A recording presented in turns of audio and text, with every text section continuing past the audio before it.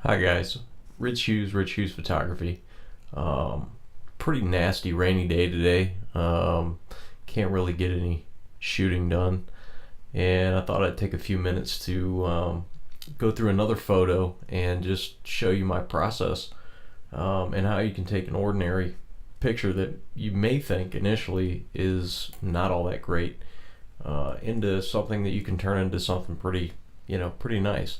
Um, Now, I'm the first to admit that, this is not ideal. This is not necessarily what you might be looking for and, what you might want to do with an image. But, there's a lot of artistic license that goes with editing photos. And this is just a photo that I found in going through some of my old shots of a house that I shot.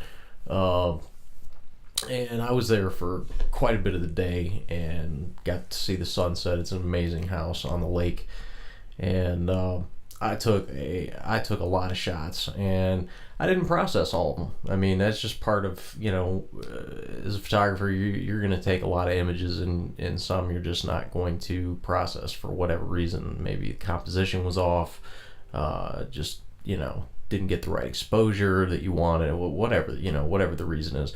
But anyway, I went back through some of my photos and found this one, and was just playing around with it, and this is what I come up with. On the left, you can see this is what I started with, and this is what I ended up with. It's pretty highly processed, as you can see, but I think it turned out pretty good considering. Now, another thing to take into consideration. This was shot with a Canon 70D, which is a crop sensor camera. Crop sensor cameras are not the best for low light. And anybody who shoots knows that, when you start getting into low light, you start having to increase your ISO, things like that.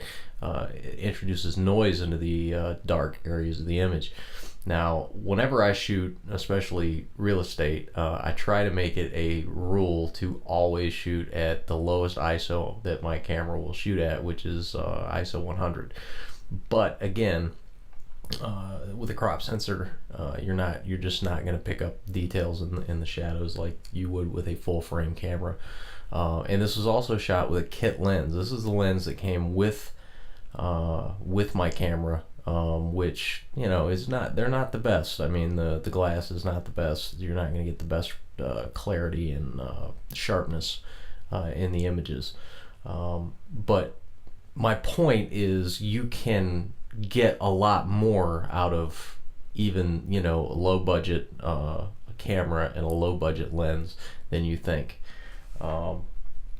So here's what I started with. I'm gonna go ahead and just get started with the process here. I go through my basic editing process. I always, especially for landscape outdoor shots, I always pull out all the highlights, pull the highlights down, and bring the shadows up. Now, I don't really want to pull them all the way up because I do know that in the end game of what I'm trying to achieve here, that I'm going to end up darkening this area here.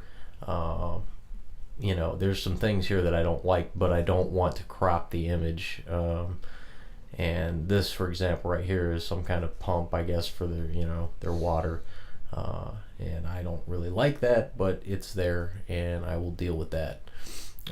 There's a number of ways you can deal with it, but I really don't want to take it into Photoshop to have to mess with that for the purposes of this. So anyway, bring down the highlights, bring up the shadows. I'm going to set a black and white point. Now in Lightroom, if you hit the Option key and hold it, and then adjust your white and black point, it will mask everything out, and then you can start to see where you will burn pixels. That's the brightest areas of your image. So I bring it up till I just start to see some light, and that's it. Black, sometimes I burn the blacks a little more, depending on what I'm doing, especially if I'm going to do black and white. I like to crush the blacks, but for the purposes of this, I'm not going to do that so much. Clarity. Now, A lot of people, they like clarity, add clarity to their image.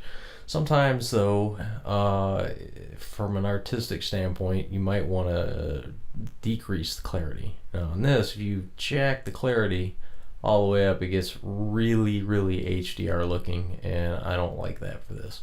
I actually went with a little minus clarity on this, just to give it a softer, look. Vibrance. I do like the vibrance feature on Lightroom, because it's like an algorithm that processes all the colors, and it knows exactly what to increase. I typically don't mess with saturation because that's a global control, and I'll show you. If you saturates, everything, and desaturates everything. So I just leave that alone.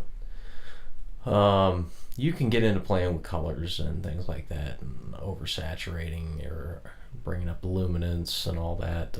I don't really see the need for that here. Sharpening, again, that's another thing that's kind of depends on the situation. I might occasionally add some more sharpening to something, and I might actually sharpen this a little bit. Not much, maybe a touch. And then you can mask what you want sharpened, which is a great feature because I don't want everything sharp. I just want the edges of things. It's not necessary to sharpen the water. I really don't want to sharpen the leaves and everything like that. So just a touch.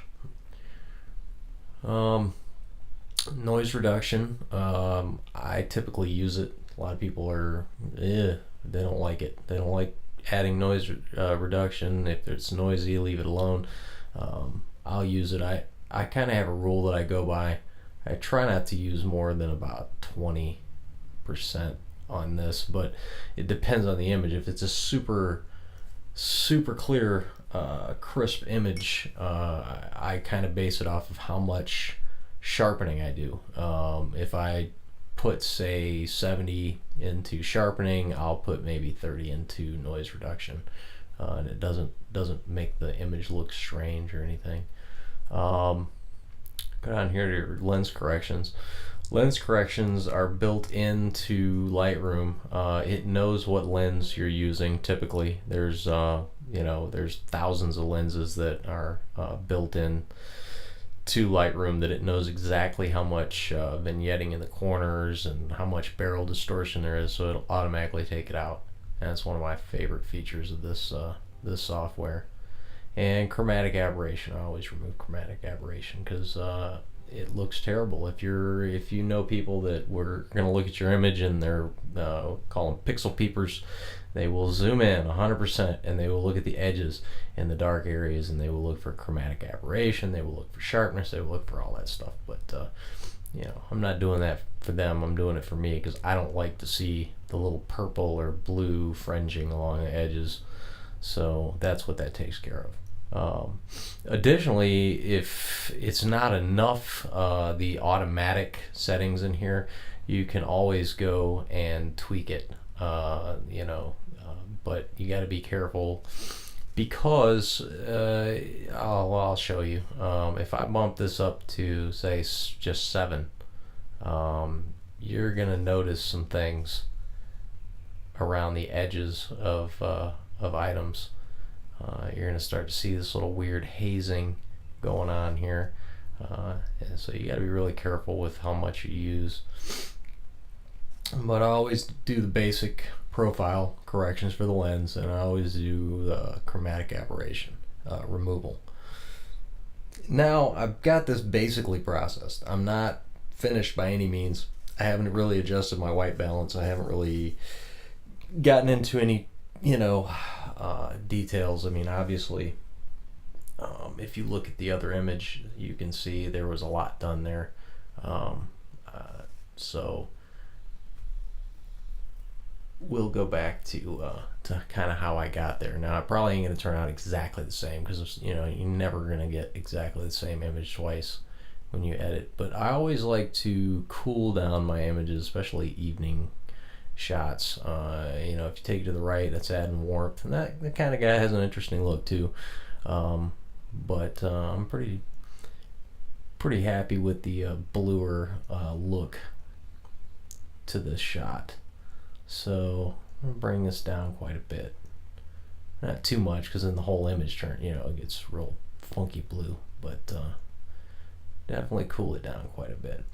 And the magic magenta, I love adding magenta to an image because I don't know, I just like the way it looks.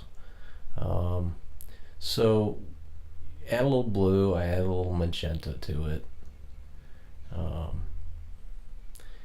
And I don't believe I mess with the exposure at all. That's just going to add more light to the whole image, and that's not really what I wanted.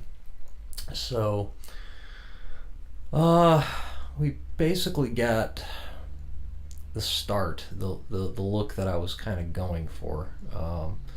Now this is where I went a little crazy. I went ahead and applied some filters, and these are always nice to add if you're trying to draw attention to a certain area of the image. You can always add it's almost like a vignetting effect, to add a graduated filter. So what I did is I added my filter, and I'm holding down the shift key when I click and drag this to keep it straight.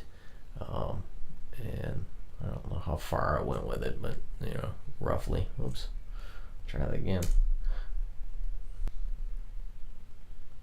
All right, try that. Now I'm just going to bring the exposure down, and it does it in a graduated way. As you can see, it darkens more at the top and softens up as it goes to the bottom, just to add a little more dramatic look to the scene. I'm going to make a new one, and I'm going to do basically the same thing, but down here. I'm going to bring that up, darken it up a little more than that. And that starts to help me with my problem with this little plumbing area here. Kind of takes your eyes away from it. Now, I went ahead and you've got all these nice lights on the dock here, and I like to use Lightroom specifically for this because, like in a room, if I take a shot of a home, I can always punch the light a little bit more. I don't want to embellish things when I shoot a home, but if the lighting is nice, if it's got a nice warm light in the room already, sometimes I will add some light, and you won't even half the time people don't even notice that it's there, but you would definitely notice if it was not there. So for this, I use a radial filter, and oops, turn it off. Take a radial filter. I'm just going to reset the effect here, and I'm just going to drag out a little radial filter, place it over my light, and I got my feather set all the way to 100 and got the mask inverted so that it only affects where the filter itself is. If I change that, it'll affect everything except the filter, so we don't want that.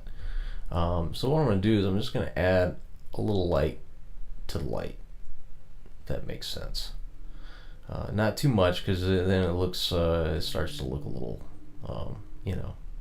Photoshop. So I'm going to add a little yellow, because the lights are a little yellow, just to add a little glow to the lights. And then it's just as easy as duplicating that and moving it. Now, it doesn't look like much, but when you turn them off, you can definitely see a difference. I may actually have to pump it up a little bit so that you can see it on your screen a little better, but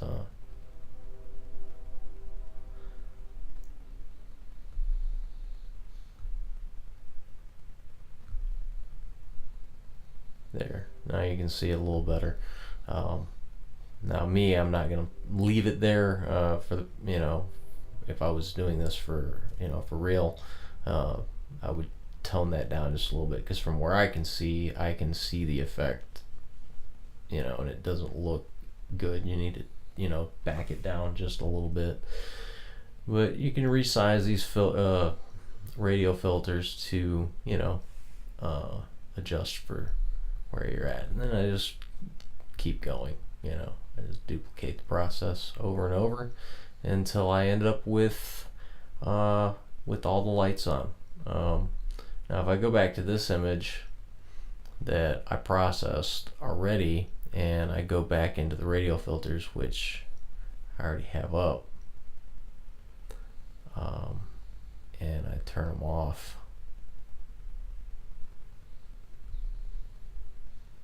you can see the difference.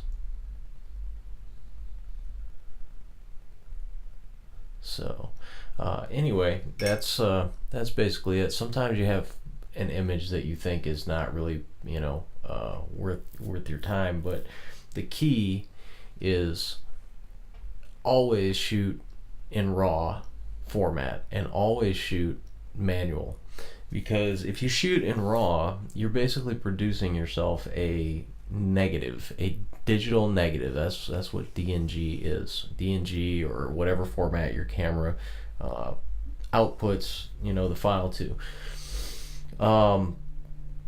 When you shoot JPEG, there is a lot of information lost when you then bring that into a photo editor. For example, your white balance. Your white balance gets burned into the image when you create a JPEG with your camera, which means there's no further things that you can do with it. Now, even the best photographers in the world who manually set their white balance exactly to the light settings for that particular scene, will most likely have to make some adjustments in post. Most photographers shoot in RAW. Now, not all. I mean, a lot. There's like a line in the sand. Oh well, if you get it right in the camera, then you don't have to worry about post and processing and all that stuff. And I look at it a little differently. I look at it as this is my chance to do something creative with the image if I want to. Sometimes I don't go this far with an image. Sometimes I just basically process it, bring out some of the detail, and that's it. But if you want to be able to do something really, really cool with your image, you're kind of limited if you shoot in JPEG. So anyway, guys, that's my process. That's how I ended up with that image before and after. I'll bring that up again so you can see, but it's pretty dramatic. I mean, like I said, I'm not completely happy with this image. I would much rather have a much sharper lens. There's some things I would have done differently if I did it again. Probably would have done a much longer exposure. I would have stopped it down. I would have used either some kind of an ND filter or something like that, so I could get a much longer exposure, so I could have smoothed the water out. The ripples in the water would have been gone. It would have looked like silk. But anyway, that's hindsight. Just going through images and seeing what I can't do with them. So alright guys, I appreciate you watching. If you haven't already, drop me a like or subscribe to my channel to see when I put new content up. And thanks for watching.